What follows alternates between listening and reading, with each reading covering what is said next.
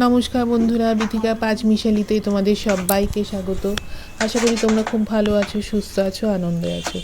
আমি আবার বেশ অনেক দিন পর একটা ব্লগ দিচ্ছি। যারা যারা আমার ব্লগটা দেখছো তাদেরকে অনেক অনেক ধন্যবাদ এবং অনেক অনেক ভালোবাসা। আমার ভারতবর্ষে এবং ভারতবর্ষের সমস্ত প্রবাসী বন্ধুদের অনেক অনেক ভালোবাসা, অনেক অনেক শুভেচ্ছা রইল। তো রঙ বেরঙের সবজি দিয়ে আজকে আমি ডিলিশিয়াস পাস্তা করছি। এই এখন তোমার শীতটা অনেকটা কমে এসছে, কিন্তু শীত যাওয়ার এই মুখে মুখে একটু পাস্তা খেতে ইচ্ছে করছে। তার জন্যই আমি রঙ বেরঙের সবজি নিয়ে এসেছি। এখানে দেখো লাল নীল, এই নীল নয় সরি, লাল হলুদ রঙের বেল পেপার, ক্যাপসিকাম, বিনস সব কিছুই আছে। তো সেইগুলোকে একটু আমি অর্ধেক সেদ্ধ, পুরো সিদ্ধ না, হাফ সেদ্ধ করে নিচ্ছি। আর তারপরে একটুখানি লেবুর রস দিয়ে দিচ্ছি। লেবুর রস দিয়ে দিলেই কি খুব তাড়াতাড়ি ব্যাপারটা হয়ে যাবে। এই কিছুদিন আগে আমার এক মাসি আছে, মঞ্জু মাসি, শ্রীরামপুরে থাকেন। ওনার না বিয়ে হয়েছিল, বাচ্চা হয়েছে, কিন্তু সেই ভাইটাও মারা গেছে। আর তার যে ছেলের বউ আর নাতিটা, তারা তাদের বাপের বাড়িতে থাকে। তো এখানে তো আসে না, শ্রীরামপুরে মাসির কাছে। মাসির খুব খারাপ অবস্থা। আমি গিয়ে যতটা পেরেছি আর কি, মাসিকে একটা হোম ডেলিভারিও করে দিয়েছি। কিন্তু সেটা টানার জন্য পয়সা দরকার। সবারই পয়সা আছে রিলেটিভদের, কিন্তু তবুও দেয় না, এরকম অবস্থা। তোমরা যদি আমার এই ব্লগগুলোকে একটুখানি ভাইরাল করো, আমি তো আর চাকরি করি না, তো এই ব্লগের থেকে যদি কিছু পয়সা আসতো তাহলে আমি তাকে হোম ডেলিভারিটা কন্টিনিউ করার চেষ্টা করতাম। সে উঠতে পারে না, এরকম অবস্থা। যাই হোক, আর এই পাস্তা না, আমার পাস্তার সস ছাড়া খেতে একদমই ইচ্ছা করে না, বিশেষ করে সকালবেলা। তো ময়দা দিয়ে আমি পাস্তা সসটা বানিয়ে নিচ্ছি।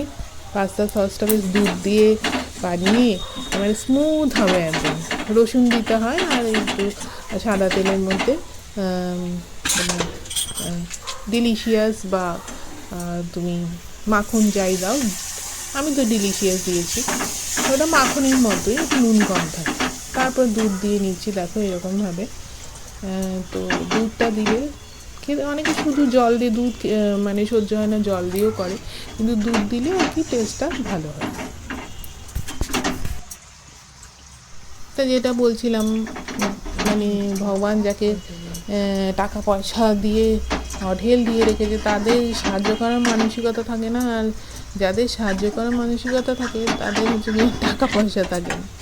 তা আমি যদি একটা চাকরি করতাম, আর তাহলে এই মাসিকে আমি একাই দেখে নিতাম। মেয়েটার কাছে আমাকে বলতেও হতো না, সাহায্যও চাইতে হতো না। তো আমি ভিডিওটা মাসির বাড়িতে যে গিয়েছিলাম, সেই ভিডিও আবার তোমাদের দেবো। তো গিয়ে দেখি মাসির বাড়িতে তোমার মাসি তবু তবু হয়ে শুয়ে আছে কবে থেকে, বিস্কুটের প্যাকেটও খুলতে পারছে না। হ্যাঁ, একটা কোনো রকমের সামনে একটা দোকান ছিল ছোট্ট চায়ে, সেখান থেকে গিয়ে কোনো রকম উঠে বিস্কুটের প্যাকেট আনিয়েছে, কিন্তু সেটা খুলতেও পারছে না, সে উঠতে পারছে না। আমি লাঠি দিতে গেছিলাম মাসিকে। হ্যাঁ, পরে সেই জিনিসগুলো আমি তোমাদের সবাইকে দেখাবো, আমি ছবি টবি তুলে রেখেছি। যাই হোক, এবার ওই চামচ দিয়ে নাড়ছি, সেটাই দেখালাম, চামচে এসে ঠেকেছে খুন্তি থেকে। নুন দিয়ে দিচ্ছি। নুনটা তোমার দুটোতেই নুন দিচ্ছি তো, আর যেহেতু সসটা দিয়ে খাবো, পাস্তা সসটা দিয়ে, দেখো কত স্মুথ হয়েছে। এই কনসিস্টেন্সিটা থাকতে হবে, খুব পাতলা ট্যালট্যালে হলেও হবে না, আর বেশি মোটা হয়ে গেলে আবার একটু অন্যরকম লাগে। যাই হোক, তো এইবারে আমি সার্ভ করে দেবো। এই যে আমার পাস্তা হয়ে গেছে। আমার এরমভাবে পাস্তাটা খেতে খুবই ভালো লাগে।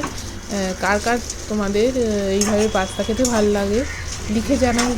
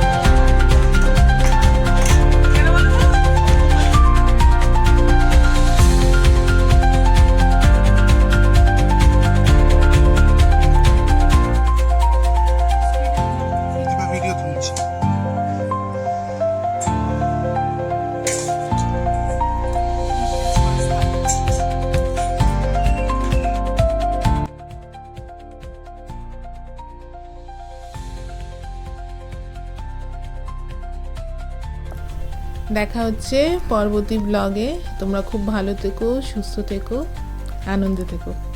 টাটা।